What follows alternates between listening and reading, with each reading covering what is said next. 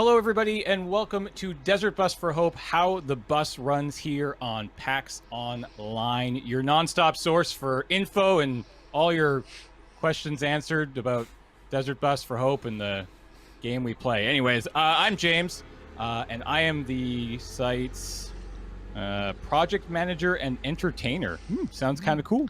I am joined today by five glorious folks over here. Andrew, who are you and what do you do? What's up, everybody? I am Andrew Ferguson, and I am the communications director for Desert Bus for Hope. A lot of you may have known me as the photographer in the past, but I've got a new job now. And here I am. Who's above me? Hello, everybody. My name is Serge Yager. I wear two hats, I guess. I help organize the site volunteers and site managers for behind-the-scenes stuff, and I'm also the food coordinator. To my left, who we got? Ashton Cummings. I wear 50% of a hat. I am half of the web technologies team.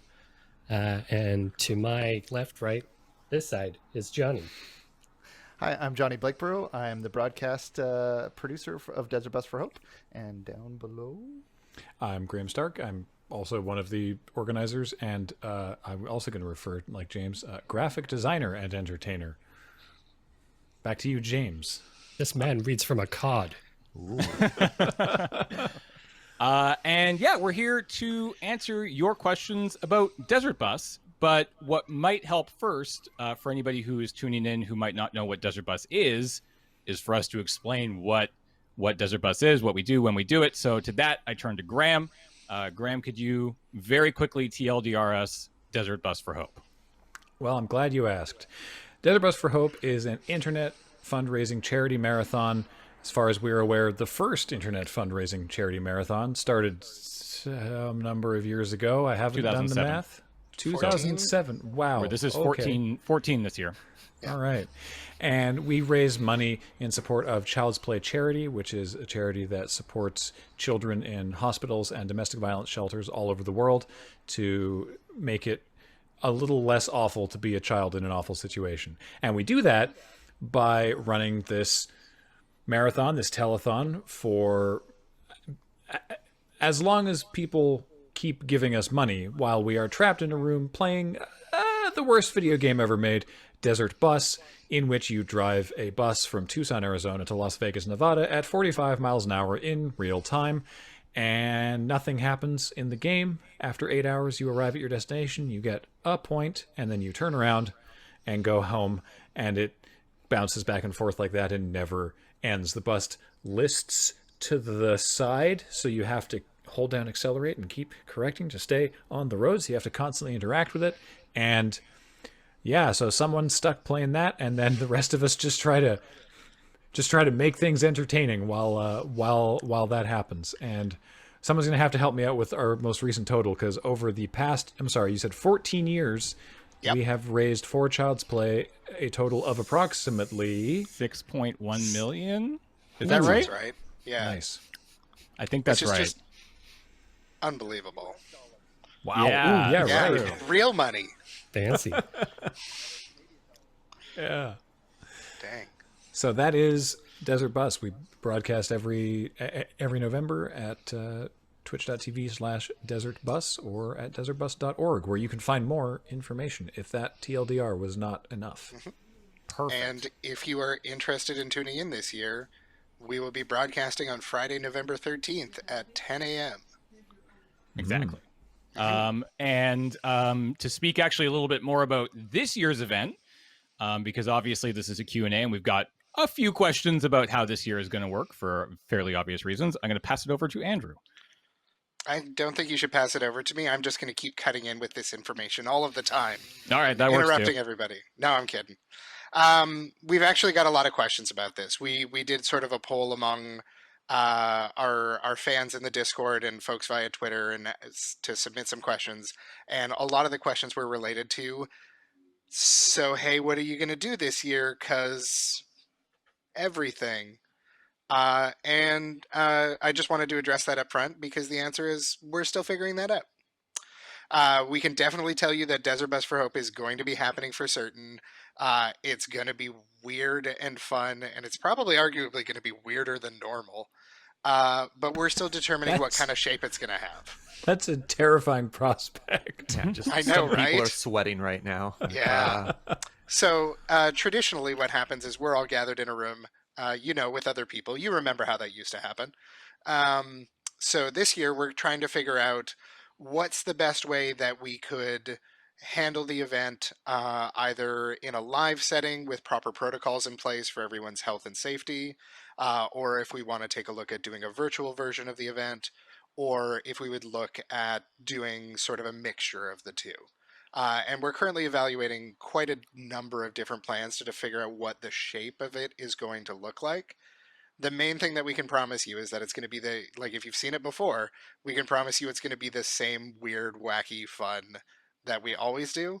We just haven't quite settled on exactly what shape that's going to be yet. So we'll be able to talk about it a little bit, but we aren't going to be able to dive too deep into that until we've actually made some hard decisions coming up over the next month.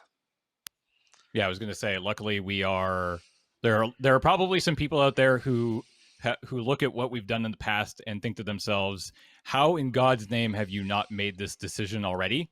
Like, how do you not know what this massive event you do every year is going to look like 2.5 months out? And the answer is That's normal. That's normal, and we can. We are not beholden to anybody but ourselves. So, we're going to basically make the call as late as we feel comfortable to do so. And, we're looking forward to that. Likes it best when I am under constant threat of panic attack. I think he thinks I work I work best that way, and if I know too much about how the event's going to go, I can do too much work and planning, and he thinks that that's bad for the event. He's not wrong. When you do your best work. That's when you do your best work. We have to keep you in a perpetual state of your essay is due tomorrow morning at 6 a.m. from now until Christmas. If I'm not up a ladder changing things like a moment before the event or during the event, I'm probably not doing the right way. It's why Johnny looks like he's in his 40s, but he's actually 18. Yeah. He's the youngest member of the team. I started when I was 7. Had a beard at 7. It was very impressive. Mm-hmm.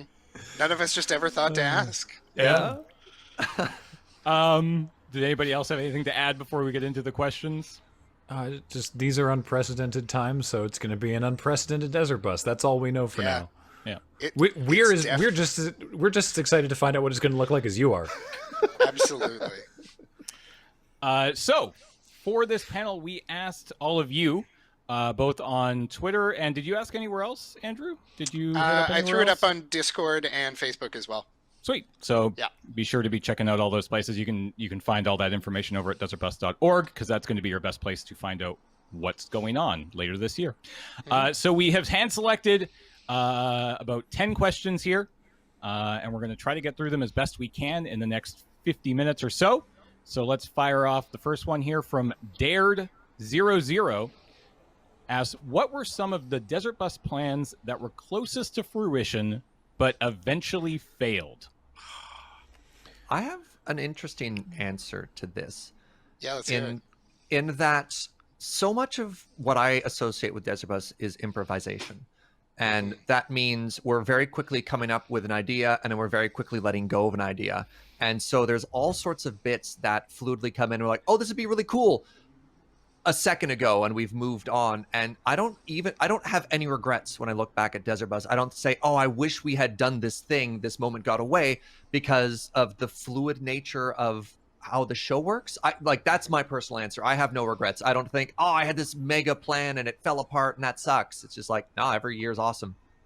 I think that's actually a really good answer, because a lot of the time it's not a question of like, we're really closely building to something and then, oh, the last piece didn't fall in place, we're not going to do it. Like, the improv nature of Desert Bus means that we just kind of do it with whatever we have, because it'll be funny. Like, if we're missing the key costume component for something, we just do it anyways. Substitute a cardboard box, doesn't matter, let's go.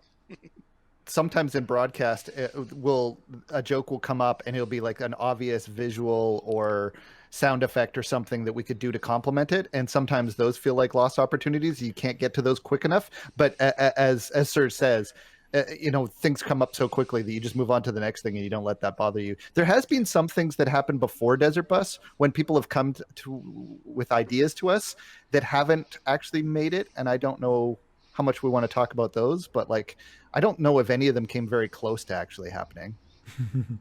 There was the bus thing. So that's the one I was going to bring up. Yeah, without getting into any specifics, but a lot of people over the years have asked, have you ever considered doing this event from a bus, doing the actual drive? And the answer is, of course we have. But something we might not have talked about very much is 2 years ago, those conversations got way further than they had ever gotten before. And eventually, obviously, we did not do it because you've never seen that happen. But there was a point when conversations were ongoing and theoretically could have happened at a given point.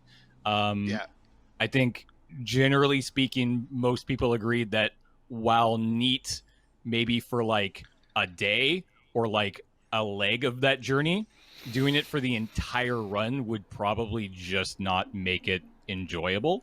And that is one of many reasons why it didn't end up actually happening. It wasn't just that. It was a myriad of reasons, both personal feeling and technical know-how. Like the logistics alone of doing this were going to be astronomical. So assume the perfect world where all the tech works, where all the tech is feasible and works and still gets a really good broadcast out the door. Is it better? Yeah. Or is it just kind of funny for an hour, and then you're like, oh wait, we're just stuck on this bus for 8 hours. There ain't no amount of tech that's going to save you from 7 days of being stuck on a bus with 20 to 40 people with no showers. Yeah. Well, and there's that thing that happens a lot of time when big plans come up is we realize pretty quickly that the cost of doing these things would much better be served by money going to the charity itself. And very rarely do we believe that, these big investments to make some big, huge pageantry of something are going to actually bring in more viewers and more entertainment value and more donations in a way that doing other things that don't cost a ton of money could do. So that often comes into those big plans as well. Yeah, that makes sense. Shout out to our anonymous benefactor who we were chatting to about that, because they were great. The conversations were really good. Just logistically speaking. No, we're good. I don't know. Anything else come to mind that we can think of, or? I've quietly pursued a couple of high-profile guests in the past that haven't quite come together, but they weren't like close to coming together. They just haven't happened. Yeah, I mean, I guess the difference between like things that we've talked about in the heat of a desert bus, like, God, wouldn't it be so, like, we're talking like it's day 5 and we're talking about the next year. We're like, oh man, wouldn't it be so cool if we did this? Those happen a lot during desert bus. So there's a difference between those two. All right, let's move on to our next question here. This one comes from Iris of Ether. The past several years, you've rented out a venue separate from the moon base. Does this come out of the Loading Ready Run funds, or does someone else donate for it? And I wanted to answer this question because I wanted to give a shout out to all the wonderful people over the years for Desert Bus 8, 9, 11, and 12, I guess. Those were all donated to us by for Desert Bus 8, that would have been Viatech. Desert Bus 9 would have been the Alacrity Foundation. Yep. And then, Andrew, you actually hooked us up with a friend of yours in town whose company owns a bunch of property, and I don't recall the company's name. I don't recall the company's name off the top of my head as well, but I don't mind saying that is my friend Jaime, who has been incredibly generous and such a wonderful supporter for us. Yeah, so those and a big shout out to the people who were also inhabiting the building while we did Desert Bus over those 4 years, right? Like 8, 9, 11, 12, 8, 9, 11, 12. Those buildings were not empty. People were using them. We for work. Did a bunch nobody lived there. Yeah. But we did some weird stuff, and we appreciate their patience with us. Probably more so last year than any other year, where we literally shared the stage wall with a bunch of Yeah. Like just legit 9 to 5. Like right behind the stage wall last year were 4 like 8x8 offices, Right. where people were working 9 to 5, and like could not have been a fun work week, but we appreciate them, and I wanted to get this question in just to shout them out because they're all great. I bet you that curtain helped. I bet you it helped. Oh yeah, for sure. The curtain behind the couches, I'm sure it dampened most of the yelling. Most of it. 90% easy. At Plus, least. we had those banners up there. That's got to count for that's some how sound fabric insulation. works, right? It totally deadens all sound. Yeah. The answer otherwise is that comes out of, in the past anyway. If we haven't been able to get something donated, it has come from Loading Ready Run or Bionic Trousers, which is part of why, for example, the merchandise that you see on the store, like the posters and stuff, that money is split between donation to Child's Play and the creator of the piece, and then also Loading Ready Run, because it's like, rental if needed, internet, office supplies. There's all sorts of just like small costs that are like, hey, we need X thing. All right. Yeah. Go get it. There's never like a, well, really, I don't know. Let me see if we can maybe crunch the numbers on that one. It's just like, yeah, okay, get it. Let's do it. Yeah. So, thank you, Ready Run. All right, let's move along to help me out with this one. Don't Wow. Don't Wow. I'm gonna go with Don't Wow. Don't Wow. Yeah. What is your favorite Desert Bus moment that you were a part of but don't remember being a part of? This would be hard to answer. I was there when that happened. I have an answer for this, but it's my favorite Desert Bus moment that someone else was a part of that they forgot that they were a part of. Okay, go for it. This would have been, it was Desert Bus 8 or 9. And not that one. Not that one. It would have been Desert Bus 8 or 9, and it was, we were performing the Shia LaBeouf song live and reenacting the video and everything. And at some point, a couple of years later, I was chatting with Alex Stacey, and I mentioned something about the song, and he didn't get the reference. And I was like, the Shia LaBeouf song, the, actual Cannibal Shia LaBeouf. He's like, I don't know what you're talking about. And I played the song, and I showed him the video, and he was like, I have no idea what this is. I was like, we did it at Desert Bus. Like, you were there. He's like, I was definitely not there for that. And I brought up the video, and he played Shia LaBeouf. He was the main person in the middle of the screen with a cardboard box on his head, like doing a bunch of like robot dances and spinning around, and just no idea. Yep. Yeah, that was really good. That was my favorite moment, because it was just amazing. It was so funny to me that it was not just that he was present or that he was a part of it. He was literally the central person for the bit. Serge, it was you got wonderful. One? Yeah. Well, I was just trying to. A lot of us were hinting at Johnny, and I don't remember a lot of the details there. Oh, I do. This is way back. Yeah. So that, I think Desert Bus 5, maybe. It was 6 or 7. It would have been 6 or 7. Yeah. Yeah. It was at the first kind of like the first 2-story moon base. I guess the only 2-story moon base. And at one point, I came back after a good 12 hours sleep after being on shift for too long, and I came back and I said, when did the bike come here? Like, why is there a bike here? Like, I remember clearing, like, Desert Bus started, like, we were clearing stuff out and putting it in your guys' storage, and we were trying to find room for this exercise bike. And I was like, when did the bike come out? And everyone's like, what are you talking about? That was your idea. You you were riding the bike. I was like, no, I've never done, I don't know what and then like they brought out and like me riding on a bike and trying to play the game at the same time, I guess. And I do not remember it. It's one of those things that that you've seen enough photos of your childhood that you think you remember the thing that happened now, but you actually have no real memory of it. You just remember the images of it. That's all I have for this. And there's a bunch of them like that, but that's probably the most famous. What got me about that is that you were like, I have no memory of this exercise bike, and we're showing you video of it, and you are in the room while a succession of people are riding the exercise bike. You're sitting there driving, and you're like, how do I not remember this? And then there's the shot of you actually riding it. Pumping and you're Yeah, just going, and you're like, what? Why?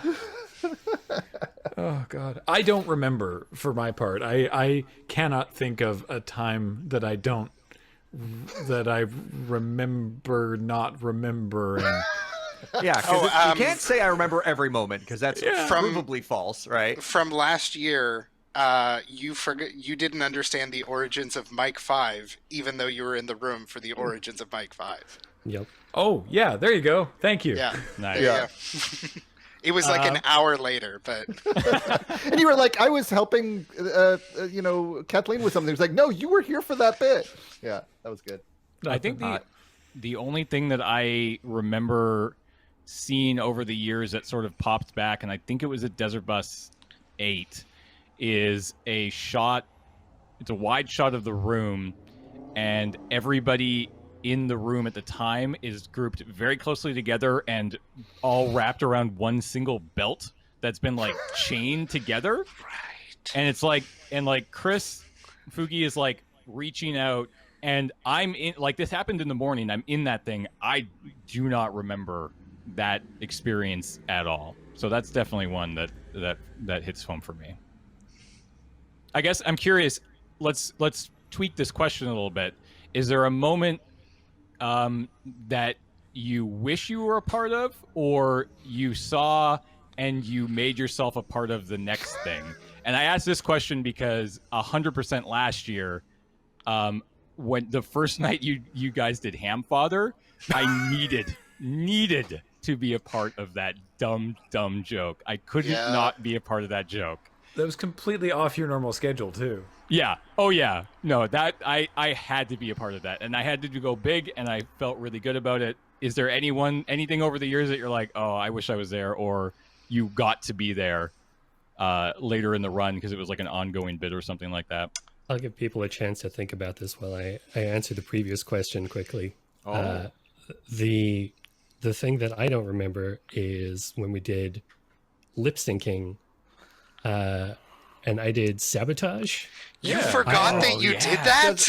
That was Desert Bus remember 10, I think. It was 10. I remember rummaging through costumes to pick something out. I remember 5 seconds of me telling Johnny that I was going to be running all over the place, so be ready for camera switches. And I remember nothing else of like before or after that. And I had to rewatch it a bunch of times to try and trigger my memory. And it's the same thing Johnny mentioned. I've watched it a bunch of times now, and I like filled in the blanks, but I don't remember any of it. And you went ham. Like, you went for it. You were just, I was like, this is, I actually remember when you were doing it and switching cameras and stuff on it, that I was like, this is my favorite moment so far today. Yeah. And like, it was great. And then you just completely blanked on it. You went into a fugue state, I guess. Yeah. That is one of my all-time Desert Bus highlights. No joke. Well, I'm glad you remember it because I don't. Yeah.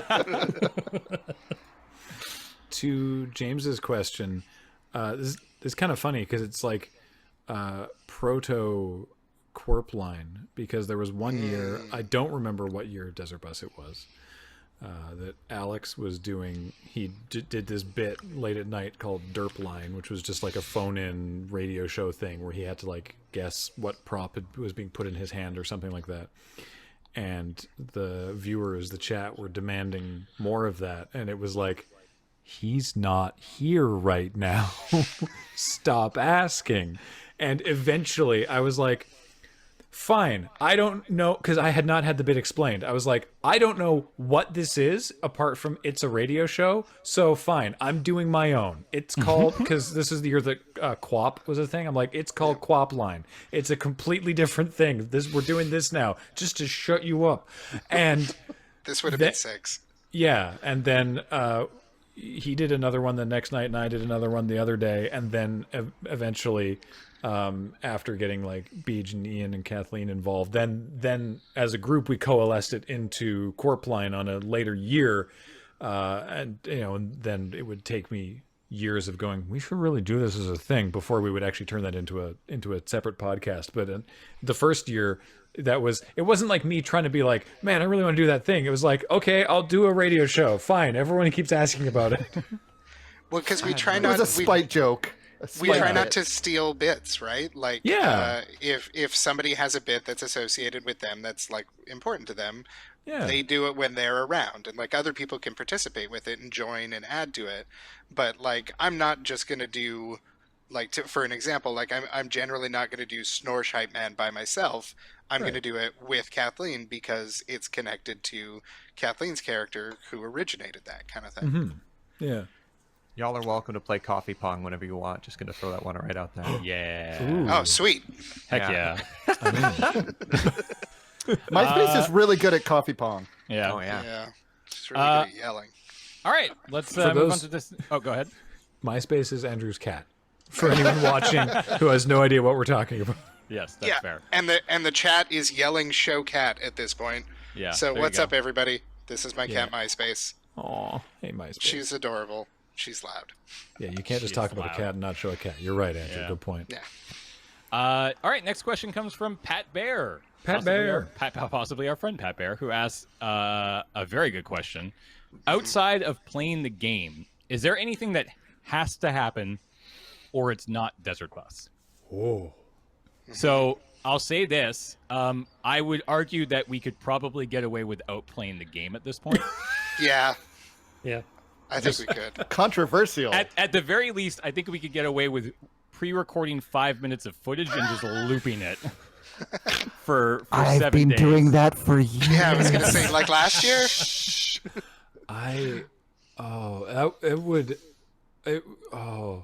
My commitment to the bit muscles would kill me. Like it would hurt me so much to not include it. But that's not the question, so let's not worry about that. What else would it have to include? So in my opinion, it has to include the interaction between us and our audience. I don't think Desert Bus works as a one-way thing. We give to you like a show. Yeah. Yeah. We give to you and you give back. And that's personified on set where we have a monitor that just has chat at every moment. So we can see you in real time. It's literally the biggest monitor that we have. Yeah. Yeah. And Go ahead. I was going to say any improviser or person will tell you who does, audience work is that it's hard to do that without an audience. And we kind of do that without an audience. We have ourselves and we have you. And I think if you got rid of too much of that, it becomes a lot harder to do what we do. Well, and I think that's one of the things that we have a huge advantage over a lot of other events that are trying to figure out how to do things in COVID that require that audience participation. It's already done with technology for us, right? Like that's one of the things that we're going to lose. We're going to lose other things potentially, but that kind of our fans submitting stuff to us, interacting with us on social media, interacting in the chat, that is already built in no matter how we deliver the show, right? So yeah, I think that you're right that's an essential thing that it wouldn't really be Desert Bus without it. Yeah. Even if we sort of dialed it down to sort of GDQ levels of just reading donations, it absolutely would not be the same. Like we need that high level of interaction and kind of back and forth. The challenges, the art, everything. Yeah. I think it's really, The crafts. really important. Even just directly chatting with the viewer from the very start. Like we were at the very first year, we were like, should we be looking at the chat room during this? And it turns out it was incredibly important to keeping us like motivated and going and just having a good time. So raising money for Child's Play is probably also high on the list. Yeah, that should probably be in donation part. Yeah. I can't wait for the year 2030 when new people join. They're like, why is it called Desert Bus? There's no bus. They just do this weird high art stage show now, right? Yeah. I found this old note. It says LoadingReadyRun on it. Like, does anybody know who these people are? Yeah. No? Never heard of him. This was based on a game? Wow, that's so weird. What's a Sega Saturn? That's a name I've not heard in a long time. Yeah. I really like this question when it came in because this is a legitimate question that we are asking ourselves right now. Like the shift in how we're planning this year's event because of circumstances has us genuinely seriously taking a deep look at what makes Desert Bus, so that we understand what we can move and shift and change, and what we could maybe not do anymore, or what we could start doing, but still maintain that feel and maintain that connection and everything. So I love that this question came in as well, because I was like, oh, we've been talking about this for weeks. Well, and one of the things that is being obvious right from the beginning, one of the great things that makes Desert Bus is that not just the improvisational spirit in the moment, but in the whole thing. Like, everyone will bring their ideas and will do things, and very little in the way of ideas are too big or too crazy to think about, right? So, like, I think that we also have that kind of flexibility to try and do new things, and that's also part of Desert Bus, I think. Mm-hmm. That we don't have to do the same thing every year. The things that make Desert Bus are kind of ethereal. Like, there's the spirit of it that it's hard to kind of write down, but the energy and excitement and wanting to interact and entertain is, I think, at the heart of it. Cool. Yeah. I like that you made up a new word there too. I did. I just totally invented a word. I just decided You portmanteaued ephemeral and ethereal, and I love it. I did. Yeah. I love it. That was totally on purpose. Oh yeah. Perfect. Beautiful. All right, next question comes from H-Bomb and Friends. Says, what is something you swear is going to happen one of these days during Desert Bus that never has? Ooh. I mean, I don't know if it's something we swear is going to happen, but we always joke that one of these days somebody's going to come by and just drop like $1 million or something stupid, right? We're like right at the very end, we're like wrapping up, and it's just like, bam. I know that like Oprah has come up before. I don't know why Oprah, but maybe. I don't think she knows or cares who we are. I don't know. Very talented improv, though. Yeah. I've always kind of assumed, and this is like, sounds kind of awful, but I've kind of always assumed someone was going to get arrested. Like we were going to do a gig. Gone too far.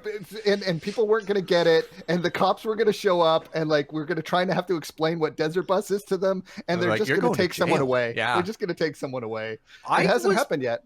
I was really nervous when I had to drive a scissor lift without a permit for the first time in my life down a public sidewalk. I was like, this is when I go to jail. This bit is too ridiculous. They're going to find out that I'm a complete peasant and I've never driven a scissor lift before, and they just handed me the keys. Like, I think it's more likely that the inspector's just going to come by and be like, "Yeah, can I see your driving permit there, sir? Get down here." And he just and Serge just jumps off and runs, just bolts down the road. Gone. I actually was in the back of my mind kind of thinking of the scissor lift, not specifically that you were going to get arrested for it, but just like that idea of when we're doing a bit that kind of spills out into the literal street in front of the building, and that's kind of the potential for problems that we could run into. But we did a lot of those in 10. The street was right there. When we had the door. A bunch. Yeah. I mean, technically, we're on the Ring of Fire, so some kind of natural disaster. Oh yeah. I don't think, like, statistically speaking, it's probably surprising that there hasn't even been a minor earthquake during one of them.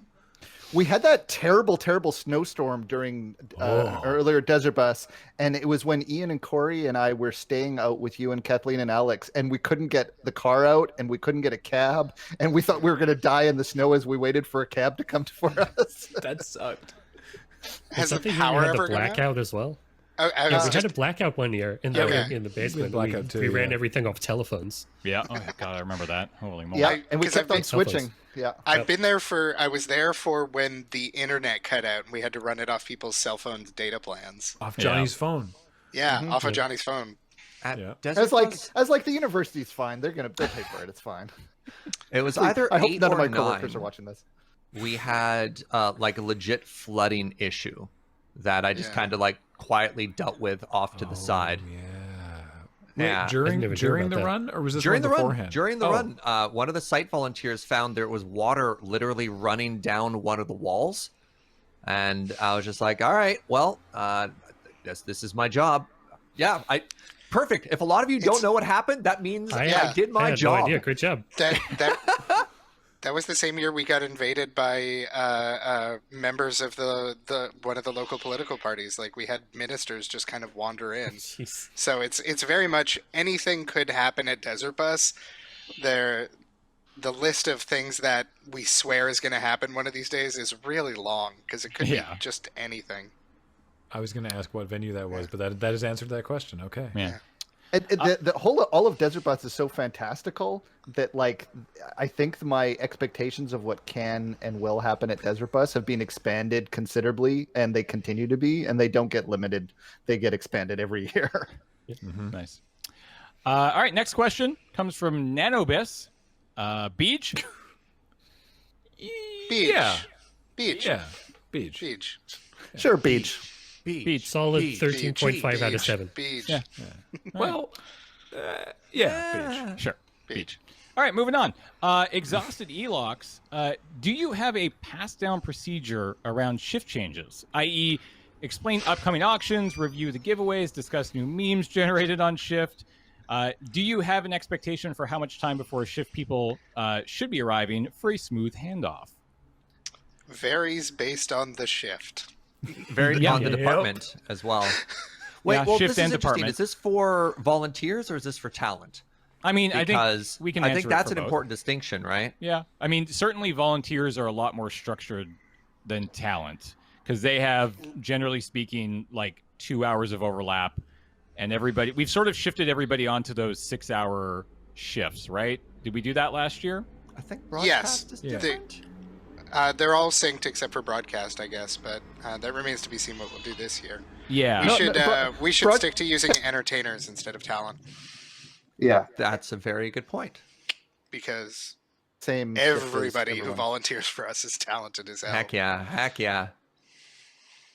So yeah, I mean, when it comes to the volunteers, the site volunteers, shippers, the broadcast team, they have very be here 2 hours before, and then you're done and you're good to go after your 6-hour shift sort of thing. Entertainers are a little bit more fluid in the sense that we're not allowed to. We encourage people to go home as often as we can. Generally, we all show up an hour or maybe 2. It depends, right? Like Serge and I and Ashton don't show up 2 hours early for Dawn Guard. We do not get there at So 4 a.m. early. But it's We get far there more likely 10 then- minutes before? 5 Yeah, we minutes get there- before? yeah. We We'll drink get our there 10 minutes coffee? before. Yeah. yeah, but it's far more likely that Andrew and the rest of Alpha Flight Alpha Flight. would show up a little bit earlier because they, showing up at 10 or 11 is much easier and, works a little bit better for that schedule. And Don't you same have for pre-shift meetings? Yeah, Graham, before I go into that, what do you got? Well, I was going to say that, because the auctions and stuff are scheduled per shift, that, for example, for me being on Night Watch, part of my job ahead of time is to, before Night Watch starts, I go and look at the sheet of, okay, and I admit I don't really do this before that shift because otherwise it will just escape my brain, but I will go and be like, all right, what is happening within the next 6 hours that I have to be responsible for? And so I sort of already know that, but then when we change over, we will sort of do hey, we just we'll communicate just sort of hey, we shouted out silent auctions 10 minutes ago, so you don't need to worry about that for a little longer. There was a thing that happened, so there's another auction that you weren't expecting that's coming up at midnight, so you know that. Memes though? No, we never tell anyone. You're in it. Yeah. You're deep end. Yeah, as far you as gotta that's you gotta concerned. figure it out. Yeah. And I'm thinking for Dawn Guard, do you really want to know what they did in Zeta anyway? Do No. you really want to have them explain that to you? No, you Sometimes just go it's into a it. mystery. Sometimes Yeah. you walk in, you're It's like, why are there always- faces on all of the pillows? And Beej is That's part they're of the my fun. children. And you're like, all right, Beej, that's weird. What we do is not so much a pass down procedure for Alpha Flight because there's not a lot to hand off from Dawn Guard to Alpha Flight.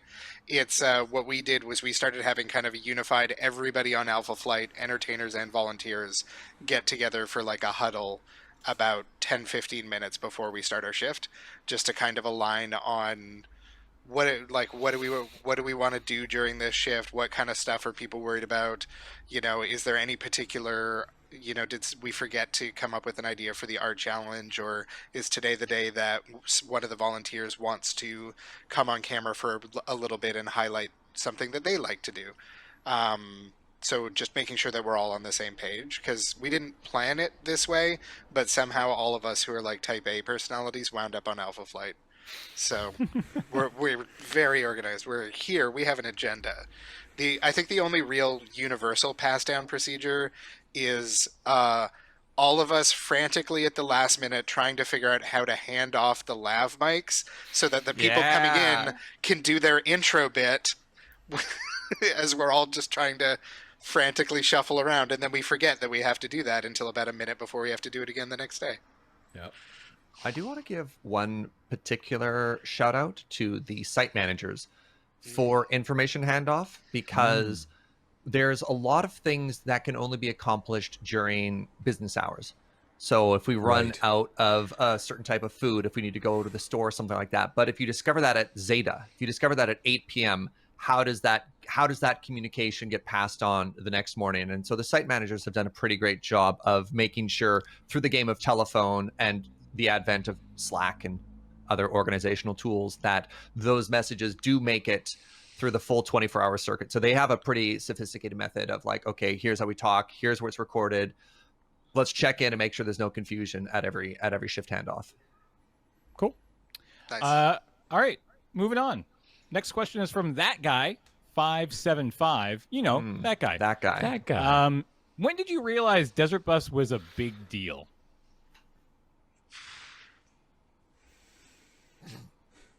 What do you mean by big deal? Yeah. I mean, that feels like more of a question for OG folks, because like it was already a big deal when I joined in 6. I mean, it wasn't. Like I look back at 6 and I'm like, how quaint, right? I mean, yeah, fair. Like I look back at 6 and I'm like, that was just a bunch of kids messing around and just doing what they did as quick, like I look back at Desert Bus, like I remember Desert Bus 2. We didn't know we were going to do Desert Bus 2 until like 2 weeks out, right? Like I don't think Desert Bus felt like a big deal until probably around, like, it started to feel like a big deal around 5 or 6, but like 8, especially 8, when we like moved out of our space. I was going to say first non-moon base one, when you had to set up a studio. Set up a studio, and we were responsible for somebody else's property, and it just felt like, okay, this is actually like a big deal. And we had really solidified the organizing committee at that point. We weren't just doing it, by the seat of our pants. We were meeting throughout the year.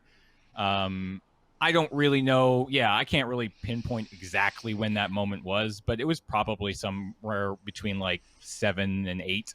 Like 6, 7, 8 is when things started to really feel real.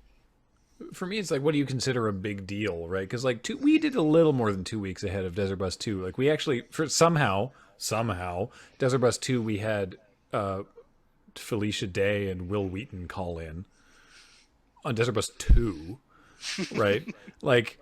Like at what point do you consider it like a big deal? And like I always say, the very first one was we raised $22,800, and we finally turned the cameras off on Wednesday morning at 7 a.m. when we figured we'd be done Sunday night, and we're just sort of like, we have $22,000 in a PayPal account that we have to give to Child's Play somehow, and Teller bought us a party sub. And I have to go to work in an hour, and I'm exhausted. Yeah, we have to do this again next year, I guess. Like, yeah, it's all it's all levels of what is a big deal. Yeah. From the outside looking in, from one, the way I read this question is for the impact it made on everybody else, and I could already tell, like, partway through the first one, from the outside looking in at you guys, looking at the chat, looking at how much of an impact it was making on everybody around you, that it was a big deal. And like, all I did for that one was like bring you guys a veggie platter and hang out for a little bit. So it was like, I wasn't involved at all, but like from the outside looking in, it felt like the start of something bigger, even during the event, for me at least. And I had the exact same experience because like I don't think I watched. I knew you guys were doing it, but I don't think I actually watched it. And I came down. My wife and I came down, and we brought some cookies or something. I can't remember, and hung out for a while. And then when we went back, I immediately tried to get Ustream or Justin TV. I think it was Ustream you did it on. Yeah, I tried to get it on my phone, and I watched it on the ride home as Tammy drove, and it was just like, this is really interesting. This is a interesting thing that they had tapped in, that you guys had tapped into, that felt like way bigger than you know. I was just like, you guys. It seemed like when I went down before I saw it, that it was like a LAN party basically, like that you were just like staying up for a long time. And that maybe you'd raise some money. But when I got down there, I was like, no, people care about this. This is a big deal. It felt like that to me as well from the outside. Also, I had oh, go ahead, Pete. Oh, it's just in that first year, we were like, Johnny had like a recurring cameo role in some of like the sketches that we were filming at the time, and we were like, we were like, oh great, good, you're here. We can get those shots done. Hey, everyone in the other room running Desert Bus, can you shut up for an hour so we can film in the kitchen? That's amazing. Yeah. Sorry, Andrew. It's okay. Mine's connected off Ashton's, so I wanted to make sure you got in that story from OG first there. Because Ashton reminded me, with the impact that it has on other people, I got a good reminder of that at the Child's Play charity dinner just this past year, where I believe I was actually the only member of the organizing committee who was able to make it that year, just due to scheduling. They indicated to me, okay, we're going to have you up on stage. We're going to do the usual thing. But right before that, we're going to play a video package. I'm like, okay, cool.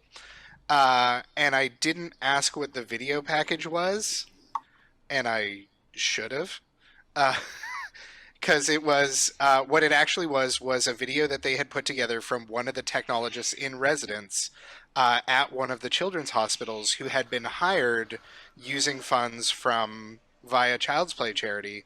So it was a short 3-minute video package of, here are the people, like here are images of the people you are directly helping, and here are images of the children and their families, and the iPads that help them be connected, and the games that they can play, and the VR headsets they can use that make it so that it's not as scary when they're having procedures done.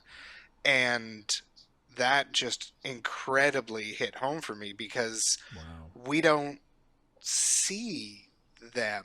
Like, we just dance around in a room for a week, and then we all go home and sleep because we're tired. So it was seeing the direct impact on so many people's lives in just this short video, and being like, oh, we kind of did a part of that, I guess. Like, and then I had to give a speech while trying not to cry. Wow. Yeah, that's why I should ask what the video was. But that was my like, oh, this is a huge thing. Okay. We got a few more questions and about 10 minutes left, so we're going to move on to Nurgle. All right. Nurgle's question is Desert Bus still fun for you guys? Like, do you see it as work you've created for yourselves every year? Is it something you look forward to and reflect back on, or is it just something you do because you're good at it? Inclusive, yes. Yeah, it's definitely work. Yes to all. Yeah. Yes, I agree. Yeah, that would be my answer. It is fun. It is work. I do look forward to it. I do it because I'm good at it. I love doing it. It is work. It's great. Yeah. I never want to stop doing it. Yeah. It's hard, and it's fun, and it's great. Yeah, 100% agree. Yeah, I mean, I guess I could try to answer it, but that's pretty much wraps it up, to be honest. That string of words that Graham has put together. There are. It's like a working summer camp. You get to see all of your friends. You get to do something really cool that benefits a lot of people other than yourself, and that always brings people together. More than anything else that I've seen. Yeah, and Graham probably already, has this probably, a fairly amount with Loading Ready Run. But for me, it feels like it reminds me of working at a college newspaper where I had incredible creative freedom and an audience that wanted to interact with me, plus like responsibilities, but like quite a lot of freedom to just kind of create something that was me and the people I was working with could be own and take responsibility for. But it had like, a legacy outside of it, and it was something that was important in the community, and it feels like that only even more so, I think, for a lot of respects. So I loved my time working on the campus newspaper, and this feels a lot like that in all the best ways, plus the charity aspect of it, which of course you just don't have with the newspaper, although you are working for pennies, so it is a form of charity for working for a college newspaper. But yeah, I think part of what it is here is that because we are a volunteer collective, there's room for you to adjust your commitment based on how much like the work is taking a toll on you. If I'm having a particularly like busy or particularly bad year for external reasons, there's no reason I couldn't say like, hey, I'm feeling really overwhelmed this year. Can somebody step up into my role? I'm going to just volunteer. I'm just going to visit, but I'll be back next year kind of thing. I think we've had a couple folks who've been feeling like this is a fair bit of work. I'm going to take a break, and then they've switched to a different team or switched to a different role, or just taken a break, and now they come back and visit us semi-regularly. So we can kind of, in some ways, we can decide our own commitment to it, and that helps it from feeling too much like work. Mm-hmm. Wait, all you other people James didn't make you sign a contract in blood? No, that's just you, man. Just you. Damn. Yeah, everybody by broadcast. We can just chill out. Yeah, you can just take off. I mean, yeah, this is a group of people who I don't think who do not have issues speaking up and saying, this isn't fun for me anymore, right? Mm-hmm. The fun no longer outweighs the, stress or whatever it is that is upsetting you about the event. Because, yeah, I mean, it's work. There are times when you're like, I could not do this. That would be okay too. But at least for me, every single year there is an aspect of that, and every single year we get to the event and it all just evaporates when the camera goes live. Mm-hmm. For me, at least, it is still very much worth it. So there's an interesting point I think we've realized is that this event is so much bigger than any of us as well. So when it comes to is it fun or not, we don't have to worry about will Desert Bus keep happening even if we're not having fun, because we can step down and there will always be people there to fill in our role. And that's very humbling and a very special part about this event and why so many people come and volunteer for it. I've had literal doctors fly across the ocean and empty garbages because they wanted to be a part of this event. And that is amazing. Cool. We should probably get them to do help people and stuff too. Or just get rid of very important garbage. Yeah. Sharps. Yes. Medical waste. Extra medical waste. That's what we keep saying is going to happen at Desert Bus one of these years. Yeah. All right, friends, that brings us to our final question of the panel, and it comes to us via AWells44. And they ask, after playing this game for so many years, would you do the trip for real? Yes. Absolutely, yes. Yeah. I mean, I again, we talked about this earlier with the what plans fell through and the whole bus idea. And there are aspects of that plan that I would still love to try to do one day. Because I don't want to just fly to Vegas and rent a car and drive to Tucson. I could see maybe doing that by myself. You could do it the other way. As like, exactly. As like, a meditative thing, just get away for a couple days and do this by myself. But working out a way to actually incorporate that trip into our event. Because if you've been around long enough, you'll remember that the folks over at Fangamer. Fangamer actually did the trip in real time alongside of us, and we kind of raced, and it was a ton of fun. And I would love to try to do that for this event at some point. So yeah, I'm just a big road trip person. I don't need an excuse to drive anywhere. So just 8-hour drive from Tucson to Vegas. All right, sure, that sounds great. When are we going? Do we have to drive a bus that lists to the side? Because that sounds a little dangerous, let's be honest. That's the best part. If you do it in a normal car on the current highway, it takes considerably less than 8 hours. The only reason we beat Fangamer? Yeah. Or it was like very close. Yeah, the only reason we did that is because viewers who lived along the route distracted them. Hey, man, you take the win where you can take the win. Yep. They're just yep. Were they just out by the highway with signs? Yeah, later and out. like stopping Later them out. because they would stop and say hi to them, which is great. I love Yeah, that. no, That's we awesome. count that victory. Don't worry. Oh yeah. Yeah. Yeah. Tell you what, Serge, you can get a rental car, and I'll just keep like leaning over and Oh, perfect. Every screwing now with and the then you'll just steering wheel. grab the wheel. Yeah. Oh, that sounds safe. Yeah. Wrench. All right, that's going to do it for the questions that you all submitted for this panel. So thank you so much for all the great questions. I hope our answers satisfied your queries. That's not a word. Queries.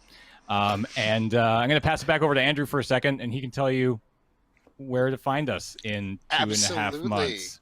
Yeah, if you aren't already familiar with us, or if you just want to stay on top of all the news about how the event's going to be structured this year, you can find us on Twitter as @DesertBus, Instagram as @DesertBusForHope. We're on Facebook under the same name, and we're at desertbus.org.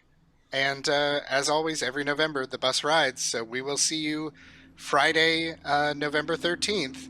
That's probably not a bad omen or anything, at 10 a.m. in the morning. How did I not put that Yeah, you didn't together notice yet? that, did Oh, you? I didn't even You only think about that. Yeah. At time of this panel going live, I think we're about 60 days, if my math is right. Oh, out don't from make me Desert look at the Bus. countdown. So I'm looking at the countdown right now. It Oh, says man. 70 days, 12 hours, 50 minutes, 22 seconds, Ooh, 21 seconds, 20 seconds. Stop, it just keeps stop. counting down. I don't like it. Oh, I think if so we it's just- almost nice. Yeah. I I can't. put that up there. I can't name a single thing that happened in July. Like, I have no Yeah. concept of time right now. That's because it's still March. Yeah. Yeah. Yeah, exactly. Thanks to everybody at PAX Online for putting on this panel for us. We really appreciate it. Hope you enjoy the rest of the show. And we will see you in November. Bye, everybody. Have a great PAX.